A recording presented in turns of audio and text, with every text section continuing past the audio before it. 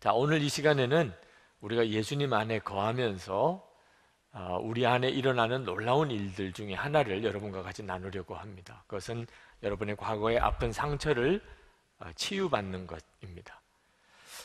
우리가 예수님을 믿는다는 것, 또 십자가의 복음을 나는 죽고 예수로 사는 것이라고 이렇게 분명하게 하기를 원합니다. 여러분이 이제부터 예수 믿는 것이 뭔가, 내가 예수님과 함께 죽고 예수님으로 이제 사는 것이다. 이것이 예수 믿는 것이다. 또 십자가의 능력은 나를 예수님과 함께 죽게 하고 예수님으로 살게 만들어주는 것이다 라고 하는 사실을 여러분이 분명하게 하시기 바랍니다. 이것이 이 십자가의 능력이 여러분을 죄에서 구원하고 여러분을 거룩한 삶을 살게 만들어줍니다. 그런데 이 십자가의 능력은 단순히 우리를 죄에서만 구원해 주는 것이 아니고 과거의 마음의 상처에서 우리를 구원해 주는데, 우리에게 있어서 이 과거의 마음의 상처가 굉장히 큰 영향을 끼치고 삽니다. 여러분 혹시 혼자서 사실 분들은 좀 천천히 하셔도 혹 괜찮을지 모르겠는데, 결혼하고 살려고 생각하는 분들은 빨리 해결해야 돼요.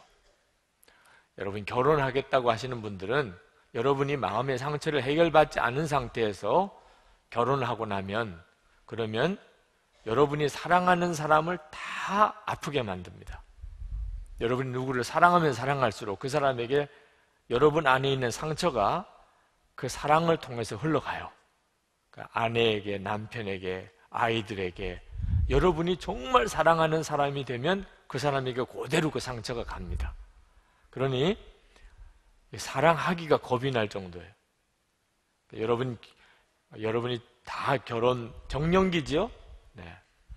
19살부터 49살까지 다 결혼 정년기입니다. 네. 여러분은 다 결혼 정년기예요.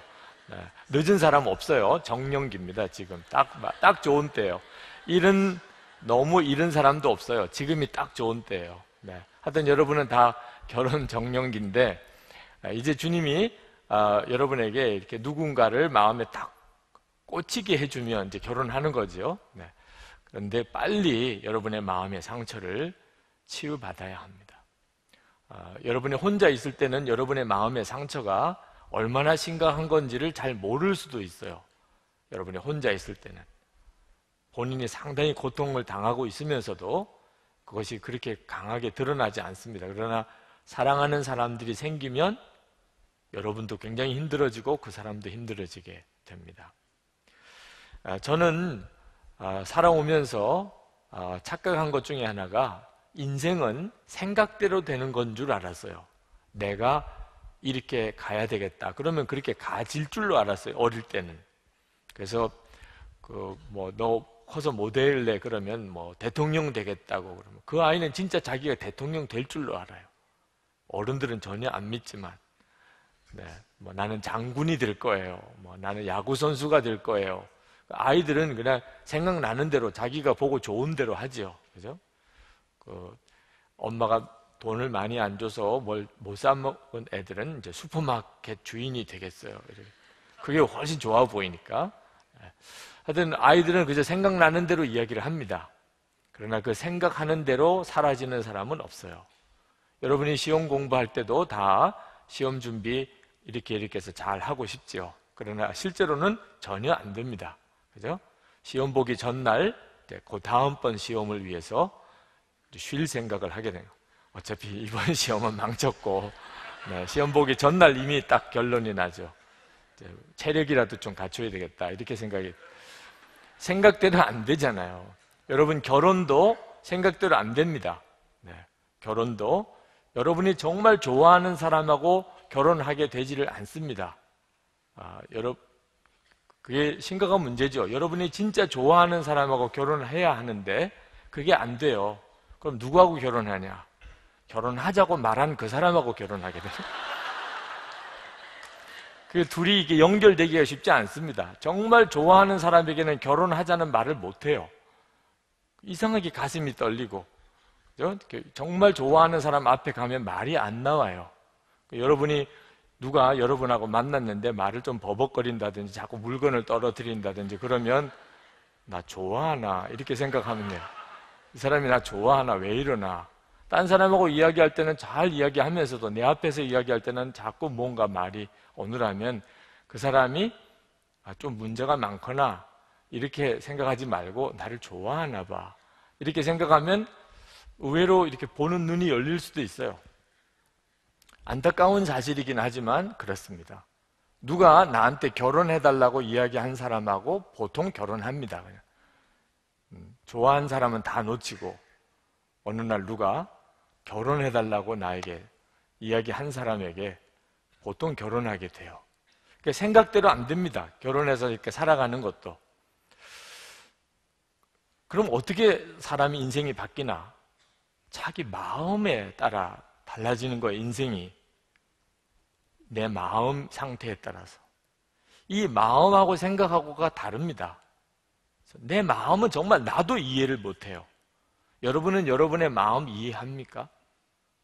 여러분도 이해가 안 될 때가 많아요. 내가 왜 이러나 정말. 정말 말을 이렇게 해야 될 자리에서 말을 못해요. 그렇죠? 용기를 가져야 될 자리에서 내가 너무너무 위축이 됩니다. 마음, 내 감정, 이건 정말 내 통제 범위 아래 있지 않습니다. 근데 결국 내 인생은 내 그 마음이 내 인생을 이끌어 간다고 그러죠. 그러니까 마음의 운전수라고 하죠. 내 인생의 운전수. 내 마음입니다. 그런데 안타까운 것은 이 마음이 건강한 사람은 인생이 참 행복합니다. 마음이 건강한 사람. 근데 마음이 병든 사람이 문제인 거죠. 여러분은 여러분의 마음이 병들었는지 건강한지 아십니까? 여러분이 여러분의 마음이 병들어 있다는 것을 아는 사람은 아주 다행스러운 사람입니다. 내 마음은 이렇게 병이 들어있어. 그런 사람은 자기 문제를 다룰 수가 있습니다. 그리고 다른 사람에게 그 이야기를 할 수가 있어요. 나는 이렇게 마음에 상처가 있습니다. 그러면 그 다음 다른 사람이 나를 대할 때 그런 점을 참고해서 나를 이해해 줄 수 있습니다. 그런데 자기가 병들었는지를 모르는 사람은 자기도 힘들고 다른 사람도 힘든 거예요. 저는 흔히 완벽주의적인 성격을 가지고 있는 사람이라고들 말합니다. 저는 그 점을 인정하기 쉽지 않았어요. 근데 살면서 그렇더라고요. 내가 인정하고 싶은 거하고 사실하고는 다릅니다. 저는 아주 완벽주의, 완벽한 사람하고 완벽주의하고는 다르죠. 완벽한 사람이면 좋은 거죠. 근데 완벽주의인 거죠.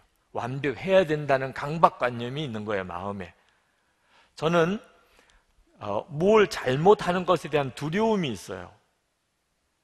그래서 어릴 때부터 저에게 이 주변의 여러 가지 환경 여건이 저를 그렇게 만들어 버렸습니다. 목사의 아들로 이렇게 자라면서 목사의 아들이라는 것 때문에 뭘 잘못하면 안 된다는 생각을 항상 가지고 있었어요. 저희 부모님이 그렇게 저에게 이야기한 점도 있었죠. 목사 아들이 그러면 안 돼. 항상 들은 이야기예요. 목사 아들이 그러면 안 돼. 그리고 또 이제 저를 깨우치기 위해서 그러시긴 했지만 어느 목사님의 아들이 깡패라서 아버님이 교회에서 쫓겨나셨다. 이런 예화를 자꾸 이야기를 해주는 거예요. 그러니까 어린 시절부터 내가 잘못하면 아버지가 쫓겨날 수도 있는 거구나 이런 생각이 드는 거예요. 그러니까 저는 뭘 잘못했다는 말을 듣는 게 너무너무 두려운 겁니다. 뭘 잘못했다 그런 말을. 그러니까 무슨 일이든지 잘못했다는 말을 듣지 않도록 하려는 마음의 움직임이 이제 제 속에서 일어나는 거죠. 어떤 일을 하든지 저는 잘해야 돼요. 아주 완벽하게 해야 돼요. 그런 마음이 저를 계속 누르고 있는 겁니다. 실수할 수도 있고 잘못할 수도 있는 거죠. 잘못하고 실수하고도 내가 그랬어요 이렇게 하면 되는데 저는 제가 잘못했다, 실수했다는 말을 못해요. 그러면 큰일 나는 줄로 생각하니까.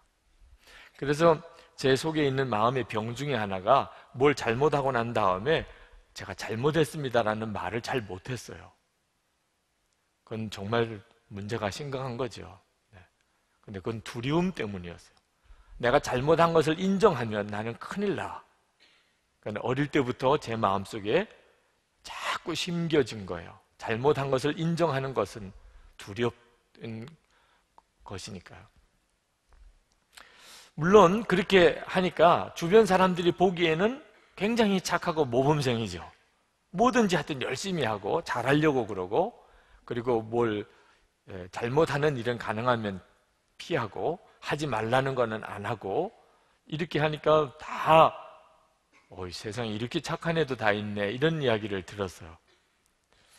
근데 그것은 사실 제 속에서 마음에 굉장한 억눌림이 있었던 거죠.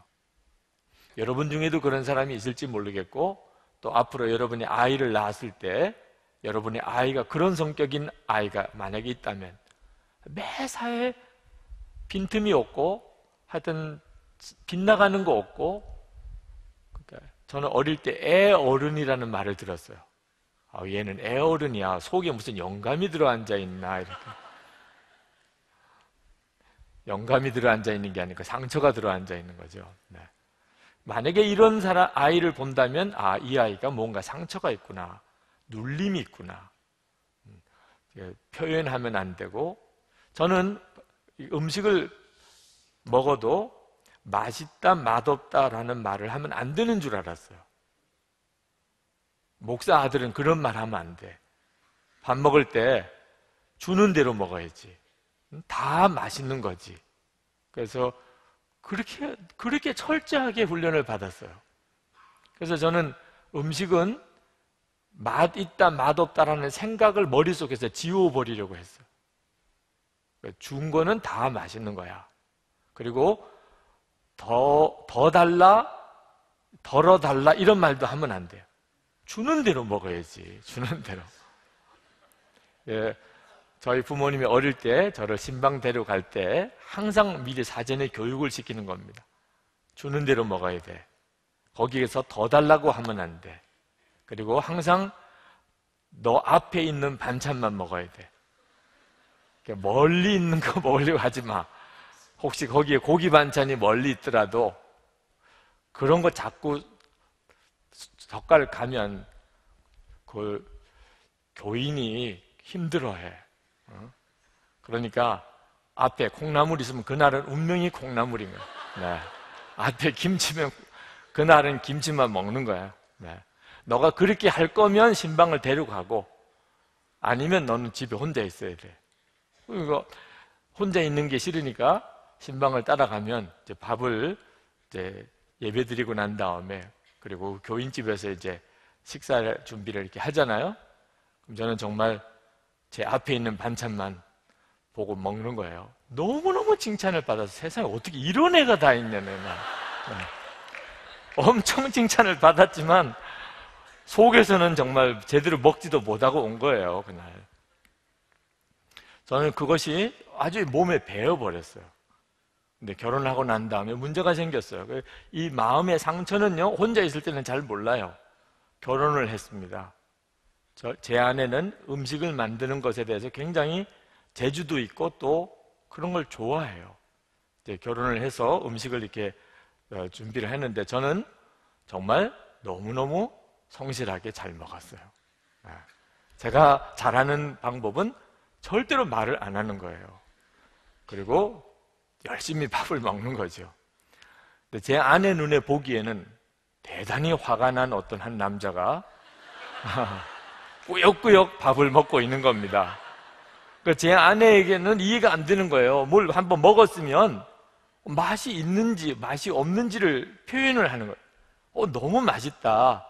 이거는 맛이 왜 이렇지? 뭐 이렇게 말을 이렇게 표현을 해줘야 음식을 만든 사람은 거기에 피드백이 있어야, 그래야 기쁨이잖아요, 음식을. 그런데 아무 말도 안 하고 먹기만 하니까 한 달쯤 지나서 저희 부부에 심각한 문제가 생겼습니다. 그래서 제 아내가 아주 굉장히 상태가 안 좋은 것을 알고 이야기를 나누는데, 제 아내가 눈물을 글썽이면서 제게 했던 이야기가 뭐냐면 음식에 문제가 있으면 이야기를 해야 되잖아요. 그렇게 화만 내면 어떡해요? 그렇게 화만 내면 어떡하냐는 거야. 응? 뭐가 마음에 안 들면 말을 해줘야 그 다음에 그걸 바꾸든지 고치든지 할 텐데 계속 화만 내면, 한 달 내내 화만 내면 어떻게 해? 무슨 화를 냈다고 그래? 나는 너무 행복하게 잘 먹었는데 아무 말도 없었잖아.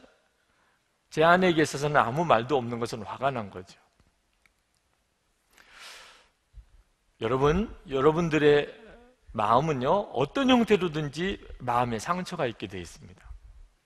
왜냐하면 완벽한 환경과 완벽한 사람은 없기 때문이에요. 아무리 좋은 환경에서 자라난 사람도 누가 의도하지 않았죠. 그렇지만 본인은 그런 삶을 통하여 상처를 받게 되어 있습니다. 그것이 여러분의 어린 마음에 뭐라고 이해할 수 없고 설명할 수 없고 표현할 수 없을 때 그걸 속으로 삼키게 됩니다. 그래서 그게 상처가 돼요. 여러분이 부모님으로부터 무슨 야단을 맞았거나 매를 맞았을 때 그것은 분명히 이유가 있습니다. 부모가 괜히 때리지 않아요. 여러분도 부모 돼 봐요. 괜히 때리진 않습니다. 그렇지만 맞는 아이 입장에서는 어떤 때는 이해가 안 될 때가 있습니다. 자기가 왜 맞는지 모를 때가 있어요. 상처가 되죠. 만약에 그때 부모님에게 막 뭐라고 이야기할 수 있었으면 모르겠지만 말 못하고 맞지요. 주로 말하면 더 맞으니까. 원망의 눈으로 부모를 바라보면 더 맞아요. 얘 보는 눈 좀 봐 이러면서 또 더 맞죠. 그러니까 뭐라고 어떻게 할 수가 없이 그냥 속으로는 상처가 깊이 패이는 겁니다. 정말 믿었던 부모님인데. 자, 이렇게 우리는 마음의 상처가 이렇게 저렇게 생겨나 있어요. 네. 그 마음의 상처가 우리 인생을 이상하게 뒤틀게 만드는 겁니다. 우리 인생은 내 생각대로 되질 않아요. 내 마음이 내 인생을 끌고 갑니다. 내 마음이 이렇게 상처가 나 있기 때문에 자기도 원하지 않는 삶을 살아가요. 그래서 스스로도 좌절합니다. 내가 왜 이러나? 나는 이렇게 하고 싶지 않았는데. 그런 삶을 하루를 살고 한 달을 살아가는 거죠. 하나님께서 우리에게 이 마음의 상처를 치유하기를 원하셔서 예수 그리스도를 보내주신 겁니다. 성경이 그 이야기를 하고 있어요. 이사야서 61장 1절부터 보면 주 여호와의 신이 내게 임하셨으니 이는 여호와께서 내게 기름을 부으사 가난한 자에게 아름다운 소식을 전하게 하려 하심이라. 나를 보내사 마음이 상한 자를 고치며. 그죠? 하나님의 우리의 구원 계획 속에는 마음이 상한 자를 고치는 것이 있어요. 오늘 이 자리에 있는 여러분 모두를 향한 하나님의 계획이기도 합니다. 그러니까 오늘 여러분들이 주님께 주님, 제가 마음이 고침을 받기 원합니다. 여러분이 나 이렇게 되고 싶어요. 나 성공하고 싶어요. 나 어느 대학에서 또는 더 대학원에서 유학도 가고 싶고 나는 직장 얻고 싶고 나는 이 사업에서 뭔가 되고 싶고 여러분 나름대로 뭐가 되고 싶은 꿈들이 많지만 하나님은 내가 마음부터 고침을 받아야 된다 라고 여러분에게 말씀하시는 것을 알아야 됩니다. 여러분이 어떤 위치에 들어가기 전에 여러분의 마음이 치유되지 않으면 그러면 다 엉망이 됩니다. 좋은 사람하고 만나서 결혼하는 거. 여러분 결혼 문제도 말입니다. 좋은 사람 만나면 행복하게 될 줄 알아요. 그래서 좋은 사람 만나려고 눈에 불을 켜고 사람을 찾는 거예요. 좋은 사람 만나야 행복한 줄 압니다. 그래서 하나님을 믿지 않는 사람들은 그것 때문에 뭐 사주팔자도 보고 점도 치고, 우리 예수 믿는 사람도 끊임없이 그런 질문을 가지고 있어요. 이 사람이 정말 나에게 하나님이 딱 정해준 그 사람입니까? 상담할 때 많은 경우에 목사님, 이 사람이 정말 나에게 하나님이 정해준 그 사람일까요? 그렇게 물어요. 그 이면에는 무슨 생각이 깔려 있냐면 그런 사람을 만나면 행복할 거라고 생각해요. 자, 그런 생각 가지고 있는 사람은 결혼하고 다 좌절합니다. 아주 정말 상담도 했고 기도도 많이 했고 이 사람이라고 마음에 결론 내리고 그리고 결혼을 했는데 당장 신혼여행 가서부터 문제예요. 행복은 좋은 사람 만나서 오는 거 아닙니다. 좋은 사람 만났기 때문에 행복한 거 아니에요. 좋은 사람 만나고 행복할 거라고 생각하는 사람이 왜 좌절하는가? 그 사람은 하나님의 말씀대로 계속 순종해 가야 된다는 생각을 하고 있지 못하기 때문에 그래요. 행복한 결혼은요, 하나님에게 계속해서 순종해 가는 중에 하나님이 경험하게 해주는 겁니다. 그런데 우리는 행복을 운명론적으로 생각해요. 어떤 사람을 잘 만나야 내가 행복할 거라고 생각. 그렇지 않습니다. 좋은 사람 만나는 일은 중요한 기도 제목이기도 하지만 결혼한 그 순간부터 어떻게 살아가느냐에 따라서 더 많은 영향을 끼쳐요. 좋은 사람 만나도 내가 주님께 매 순간 순종하지 않으면 그 좋은 사람과 사이에 불행한 경험만 계속 쌓입니다. 그리고 하나님이 제가 사람 잘못했겠나 봐요. 제가 사람을 잘못 봤나 봐요. 잘못 본 거 아닙니다. 주님께 계속 순종하고 있지 못하기 때문이에요. 근데 주님께 이렇게 계속 순종이 안 되는 중요한 이유 중에 하나가 마음입니다. 마음에 병이 들어있는 사람은 순종하고 싶은데 순종이 안 돼요. 제가 지난 주간에 메일을 하나 받았는데 참 마음 아픈 메일이기도 합니다. 어머니에 대한 상담이에요. 어머니. 그 어머님이 저에 대해서 굉장히 좋게 생각하고 제 설교를 들으시는 분이래요. 그래서 은혜를 많이 받으신대요. 그런데 그러니까 뭐 십자가의 복음도 알고 다 아시는 분이죠. 그런데 집에서 교회에서는 자꾸만 문제를 일으키시는 거예요. 여러분, 머리로 안다고 그대로 사라지는 거 아닙니다. 여러분의 마음이 치료되지 않으면 성경 지식이 많이 있고 그리고 복음에 대해서 여러분이 다 이해한다고 해도 실제로 사라지는 것은 전혀 다르게 사라져요. 우리 선교 훈련하는 그 세계 선교 전략 연구소 MMTC라고 하죠. 거기서 평신도 선교사들을 훈련하는데 선교사님 되고 싶어 하는 많은 이들을 훈련하면서 깨달은 것이 선교사 지망생들의 마음이 너무 병이 들어있다는 거예요. 선교사 되겠다고 하는 마음 대단한 거죠. 네. 그건 정말 훌륭한 일이죠. 근데 마음의 병이 있으면서도 선교사 될 수 있어요.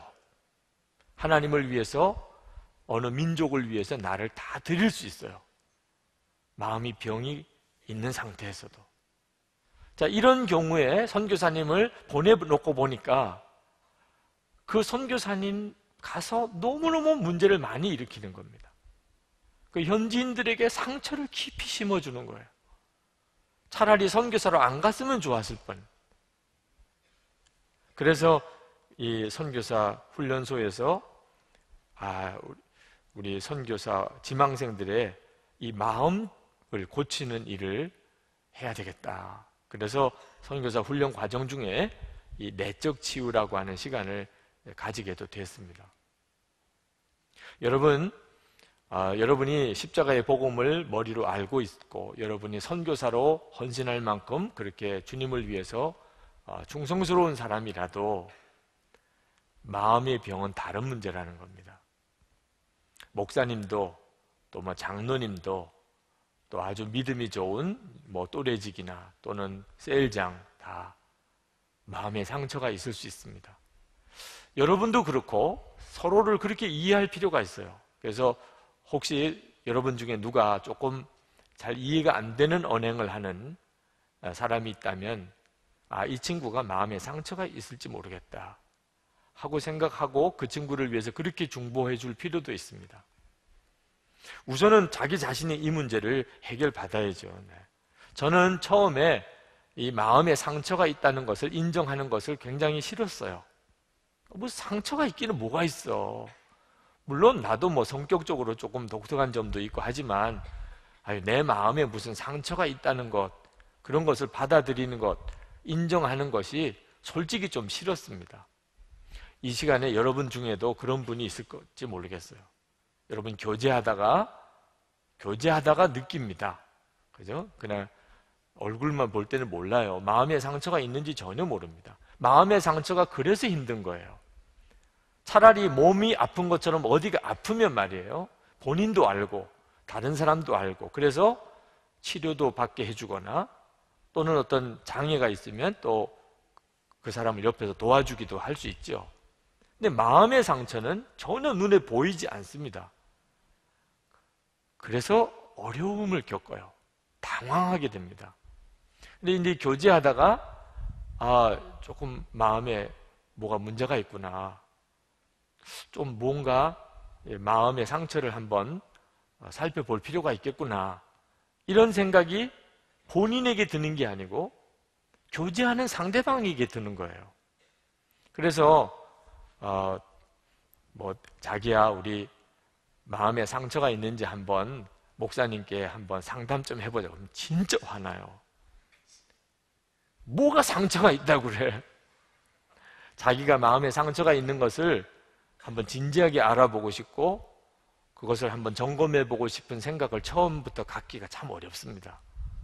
보통은 그것을 무시하려고 그러고 아니라고 부정하려고 하게 됩니다. 저 같은 경우도 정말 그랬었어요. 네. 저는 뭐 마음에 상처가 있는 거 없어. 한동안은 나 마음에 상처 없어. 어릴 때부터 다 괜찮아. 참고 다 받아들이고 그렇게 살아왔으니까 내가 무슨 상처가 있다고 그래. 그렇게 생각을 했어요. 근데 제가 군목으로 있을 때 그때 내가 심각하구나 하는 것을 알았어요. 이제 군종병들이 이제 부대마다 군종병들이 있습니다.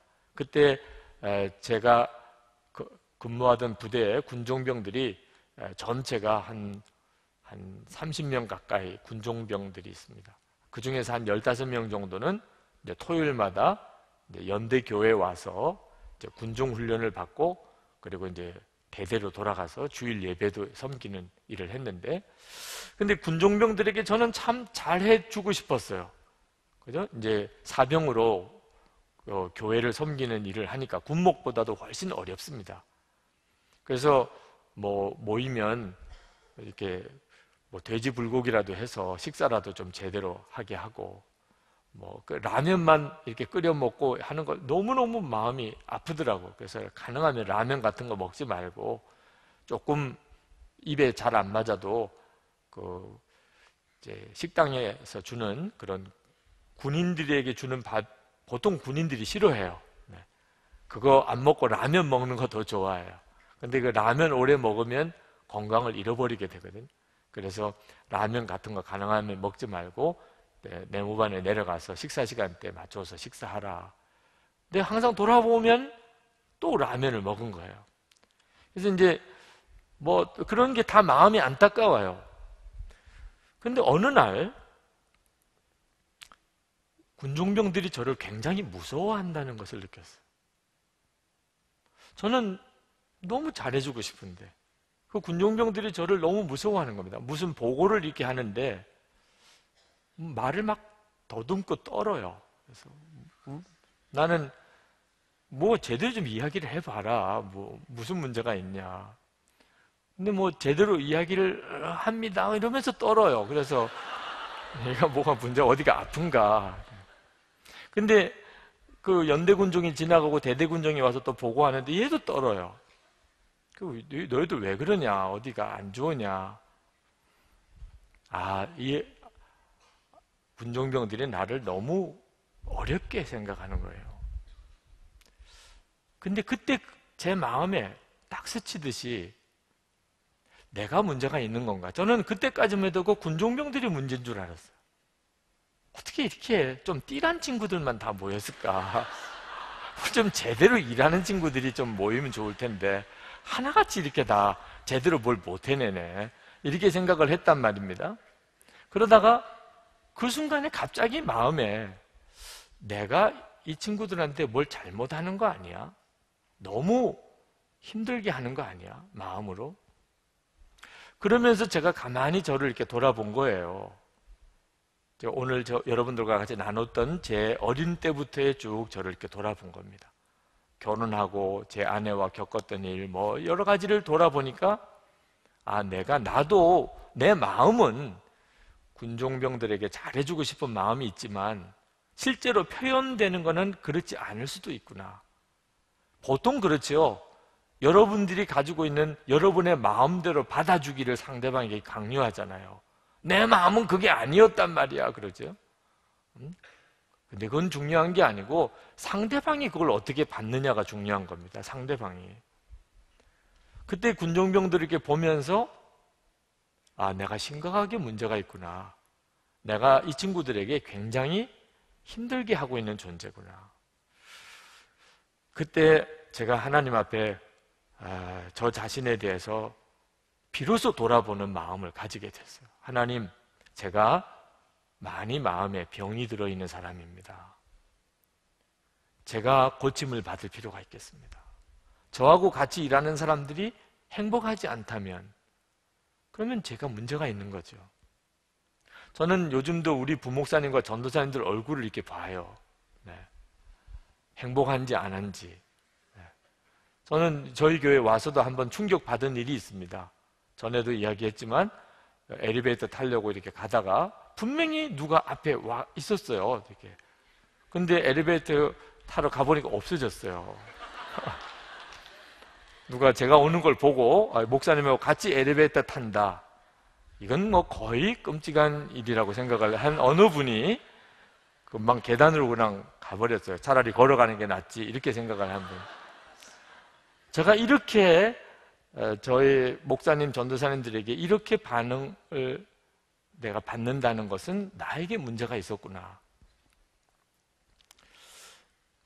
하나님 앞에 정말 저 자신이 뭐가 문제입니까?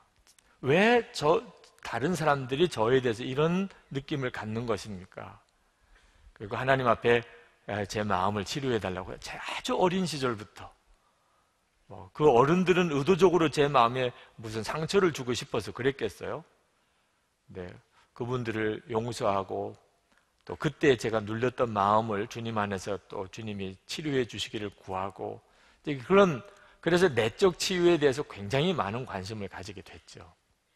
여러분, 미국의 대통령이었던 빌 클린턴 대통령이 그 인턴이었던 르윈스키 그 여대생과 추문 사건은 여러분도 아마 아시는 분들이 있으실 거예요. 그것 때문에 사실 이혼 위기도 갔었고 탄핵 위기도 갔었죠. 심각한 문제였어요. 근데 빌 클린턴 대통령, 미국의 대통령인 사람이 어떻게 그렇게 그 인턴 여학생과 그런 추문을 만들어낼 수 있을까? 많은 사람들이 이 빌 클린턴 대통령의 어린 시절 때문이라고 이야기하죠. 그 빌 클린턴 대통령이 친아빠가 엄마 뱃속에 7개월째 되는 때 교통사고로 죽습니다. 빌 클린턴 대통령은 친아빠를 보지도 못했어요. 엄마 뱃속에서 7개월째 될 때 그는 친아빠를 교통사고로 잃습니다. 그리고 태어나서 엄마가 재혼한 그분이 클린턴이에요. 그래서 이름을 그분의 성을 따서 빌 클린턴이 된 거죠. 그리고 그 어머니는 결혼을 5번이나 합니다. 4남자와 5번의 결혼을 합니다. 그러니까 이 빌 클린턴의 어린 시절은 어땠을까 하는 것은 여러분들이 상상할 수 있죠. 엄마가 4명의 남자와 5번의 결혼을 하고 살았습니다. 거기서 자라났어요. 그러니까 빌 클린턴이 그런 어떤 성적인 문제에 이상하게 이렇게 맥없이 무너지는 그런 내적인 마음의 어떤 상처를 가졌을 거라고들 이야기를 합니다. 마음의 상처는 우리의 인생을 굉장히 심각하게 만듭니다. 여러분도 여러분의 마음의 상처를 절대로 무시하지 마세요. 부인하려고도 하지 마세요. 여러분이 정말 행복한 가정을 이루고 싶다면, 또 여러분이 정말 하나님 앞에 참 귀하게 여러분이 정말 쓰임을 받고 싶다면, 사랑하는 사람에게 진짜 여러분이 행복을 주는 그런 사람이 되고 싶다면 여러분의 마음의 상처를 치유해달라는 기도를 하세요. 여러분의 마음의 상처가 뭔지를 여러분이 알게 해달라고 할 필요가 있어요. 그러나 마음의 상처에 모든 걸 핑계를 대서도 안 됩니다. 무슨 문제든지 다 내가 어린 시절에 마음에 상처가 있기 때문이야. 그렇죠? 여러분이 서로 교제하고 할 때 여러분이 뭘 실수하고 잘못하고 난 다음에 내가 마음에 상처가 있다고 그걸 몰랐어. 그러면부터 다 받아들여줘야 되는 이런 분위기로 가는 것도 이것도 참 끔찍한 일이죠. 여러분, 빌 클린턴 대통령이 어린 시절에 마음에 상처가 있어서 그런 추문을 일으켰다 하더라도 그 사람은 미국의 대통령까지 됐어요. 마음에 그런 상처가 있었을 사람이지만 미국의 대통령까지 됐다니까. 그러니까 뭐든지 마음의 상처 때문에 안 된다는 식으로 몰아가도 그건 바른 태도는 아닙니다. 잠언 4장 23절에 무릇 지킬 만한 것보다 더욱 내 마음을 지키라. 생명의 근원이 이에서 남이니라. 여러분이 이 말씀을 진지하게 받아야 돼요. 주님, 제가 제 마음을 제가 치유받고, 그리고 마음의 상처에서 제가 구원받고, 그리고 제가 제 마음을 잘 지키기 원합니다. 어린 아이들을 위해서 기도하다가 하나님이 어느 날 제 마음에 이 아이가 어릴 때 눈으로 보고 귀로 들은 것, 하나님께서 주시지 않은 영이 그것을 통해서 그 아이의 마음속에 들어가 버린, 어린 아이들은 정말 대책이 없어요. 무슨 TV에서 무슨 귀신 나오는 영화를 하는 아주 어린 아이들은요, 그런 영화를 보면서 악한 영을 접촉할 수도 있어요. 영적인 역사는 정말 예측하기가 어렵습니다. 어떤 미국의 목사님은 그 목회하면서 성적인 스캔들을 일으켰는데, 나중에 그분의 이야기를 들어보니까 초등학교 4학년 때 친구와 같이 집에서 함께 하룻밤을 잤는데, 초등학교 4학년짜리인데 아빠가 보던 포르노 잡지를 가지고 와서 그날 밤에 같이 보았어요. 그 다음부터 포르노물 중독에 빠졌어요. 초등학교 4학년 때부터. 신학교 들어가고 목사가 되는 과정까지 이 문제는 이 사람 혼자서의 비밀이었어요. 결국은 그가 목회하다가 그 여신도와 그런 성적인 스캔들을 일으키게 됩니다. 참 심각한 문제죠. 그래서 기도할 때, 어린아이들을 위해서 기도할 때 그 아이를 위해서 기도해 주면서 귀로 듣고 눈으로 본 것 중에 하나님으로부터 오지 않은 것들은, 마음에 들어와 사로잡고 있는 것들은 예수의 이름으로 떠나갈지어다 라고 이렇게 대적하는 기도를 처음 하게 하신 날이 생각이 나요. 어떤 아이를 위해서 기도하는데 하나님이 갑자기 제 마음에 그런 마음을 주셨어요.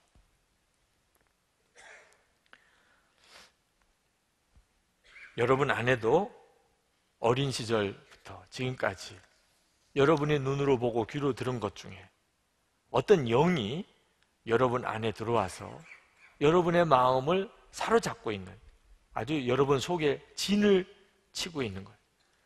그것은 여러분을 그때부터 여러분의 의지하고 상관없이 움직이기 시작합니다.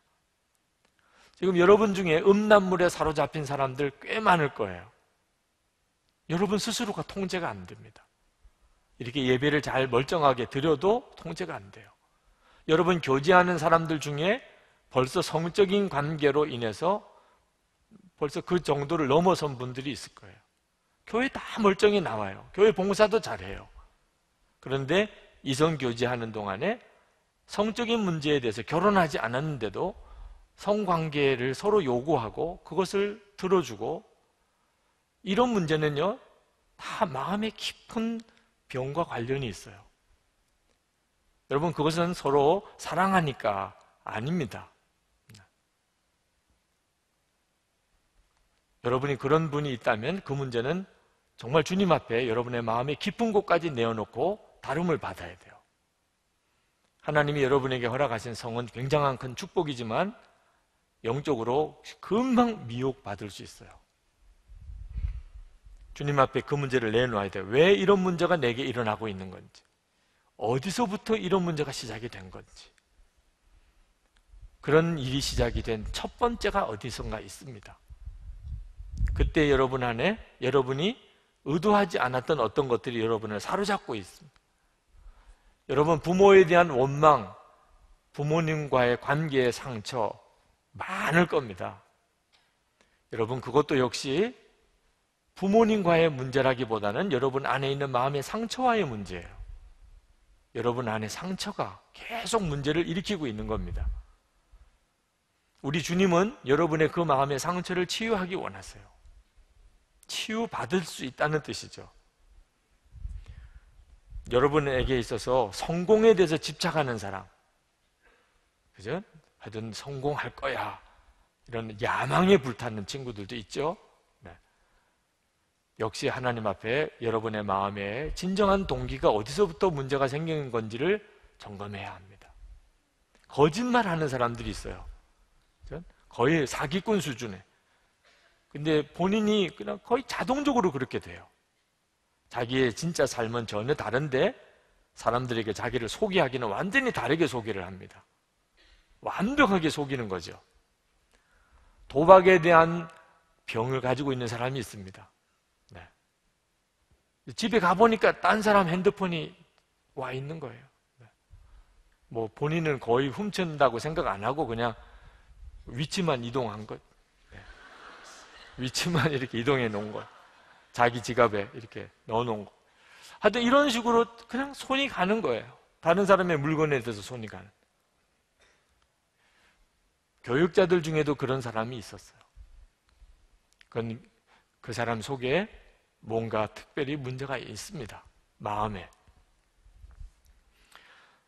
여러분, 이 문제를 해결할 수 있는 방법은 십자가예요. 십자가만이 이 문제를 풀어줄 수 있습니다. 여러분, 이거 고치려고 아무리 애를 써도 사람의 힘으로 고칠 수가 없어요. 왜 십자가의 복음이 꼭 나는 죽고 예수로 사는 것이어야 하나? 여러분, 이 마음의 상처를, 내적 치유를 아주 열심히 강의하시던 어느 분과 이야기를 나눌 때 그분이 그런 이야기를 했어요. 자기는 내적 치유 사역을 하면 사람의 마음의 상처가 치유될 줄 알았대요. 그래서 마음의 상처를 쭉 설명도 하고 본인은 어떤 마음의 상처가 있었는지 과거를 한번 돌아보기도 하고, 그리고 이제 그거에 뭔지 이렇게 드러나면 하나님 앞에 그걸 고치게 해달라고 기도도 하고. 그런데 본인이 경험한 바에 의하면 대부분 고침을 받지 못하더라는 거예요. 자, 내가 어떤 상처가 있는지는 이해를 했어요. 그렇지만 고쳐지지는 않아요. 여러분, 우리가 우리의 마음의 상처를 이해할 수는 있지만 이게 고쳐지는 것은 전혀 다른 문제입니다. 그래서 십자가의 복음이 나는 죽고 예수로 사는 거예요. 여러분 중에 꼭 죽어야 되나? 여러분의 마음의 상처는 십자가에서 죽음으로 처리되지 않으면 해결 안 됩니다. 그래서 예수님이 로마서 6장 6절에 보면 우리를 위하여 십자가에 죽으실 때 우리의 옛사람이 예수님과 함께 십자가에 못 박히게 된 거예요. 여러분 자신이 예수님과 함께 십자가에 못 박혔다는 사실을 진정으로 믿을 때 여러분 안에 구원도 일어나지만 여러분의 마음의 상처의 진정한 치유도 일어나요. 여러분은 이제 여러분의 옛사람으로 사는 게 아니고 예수님으로 사는 자가 되는 겁니다. 이건 엄청난 일이고 실제한 일이에요. 여러분이 예수님의 진정한 구원을 경험하셔야 합니다. 여러분이 정말 이제는 마음의 상처가 있는 옛사람으로 내가 지금 살고 있는 건지, 내 생명이 되신 예수님으로 살고 있는 건지를 여러분이 분명하게 해야 하는데 좀 혼란스럽습니다. 많은 크리스천들이 이 점에 대해서 혼란스러워해요. 최근에 제가 아는 목사님 한 분이 아주 충격적인 경험을 했습니다. 그것은 그동안에 부모님이라고 생각하고 모시고 살았던 분이 친부모가 아니었고, 자기가 사실은 어릴 때 업둥이였다는 사실을 늦게 알게 된 겁니다. 그래서 누가 자기를 낳은 부모가 이 집 대문 앞에다가 포대기에 싸가지고 갖다 놓은 거예요. 문을 열어보니까 애가 울고 있으니까 사람을 둘러봐도 없고 어떻게 해야 되냐 이 아이를. 그러다가 그냥 우리가 길러야 되겠다. 그래서 이제 기른 거예요. 그래서 이 목사님이 지금이 된 거죠.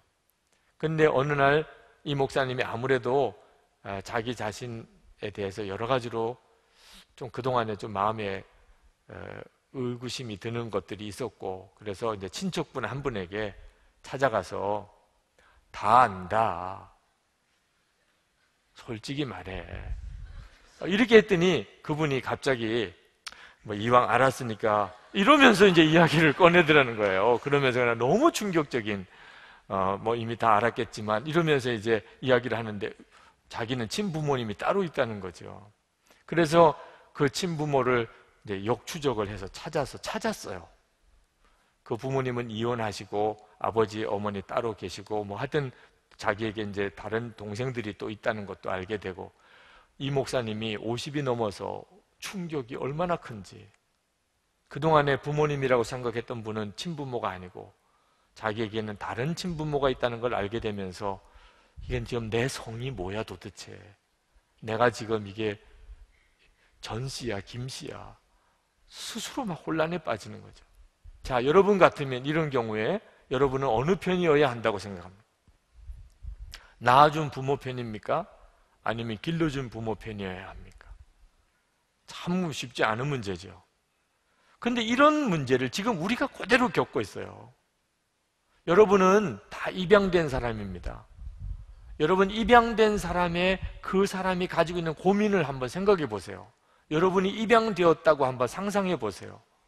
지금 부모님이 친부모님이 아니에요. 여러분에게는 다른 친부모가 있어요.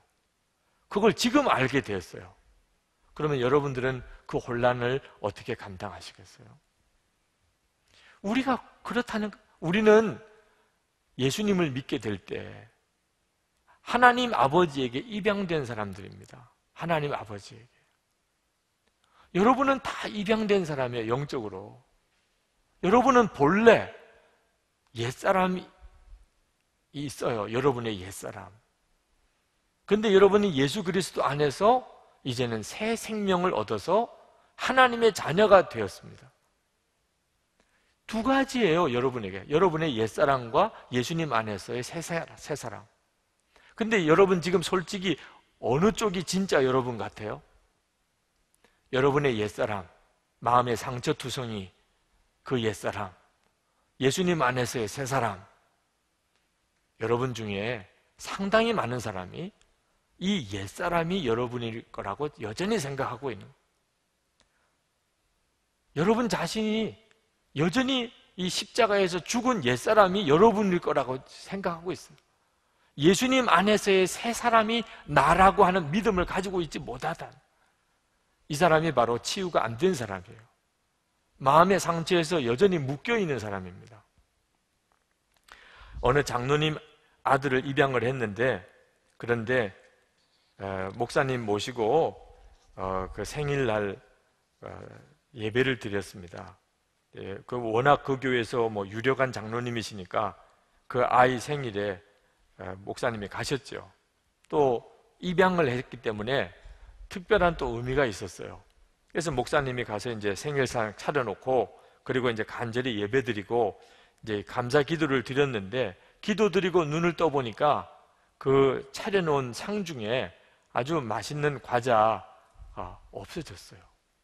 그게 어디로 갔나 하고 이제 그 장로님이 그 목사님에게 이야기를 하더래요. 이 아이가 그 과자를 기도 중에 자기 주머니에 이렇게 넣었다는 거예요. 과자를. 자기 생일날이에요. 자기 생일. 이 아이는 고아원에서 하던 그 습관대로 뭔가 이렇게 맛있는 거 차려주면 예배 드릴 때, 기도할 때 하나나 둘 이렇게 훔쳐서 나중에 먹던 그 습관대로. 근데 입양을 해서 이 장로님의 아들이에요. 그런데도 여전히 뭔가 맛있는 거 있으면 이렇게 훔치는 버릇을 가지고 있다. 그 장로님은 그걸 울면서 목사님에게 이야기하더래. 장로님의 모든 재산, 가지고 있는 빌딩 다 이 아이 건데 이 아이는 아직도 그렇게 한다는 거예요.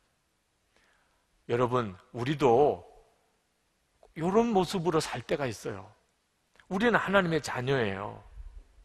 그런데 여전히 우리의 속 생각은 우리는 거듭나지 않은 옛사람이 나 자신이라고 생각하고 살아요. 왜 그렇죠? 예수님의 십자가를 여전히 우리는 듣기만 하지 통과하지 않아서. 내가 죽었다는 것에 대해서 나는 분명한 믿음으로 취하지 않고 죽었다더라 이렇게만 하고 넘어가고 있기 때문에, 여러분이 여러분 자신의 죽음을 분명하게 믿음으로 취하지 않으니까 여러분의 속에 있는 마음의 상처도 해결되지 않고 지나가는 거예요.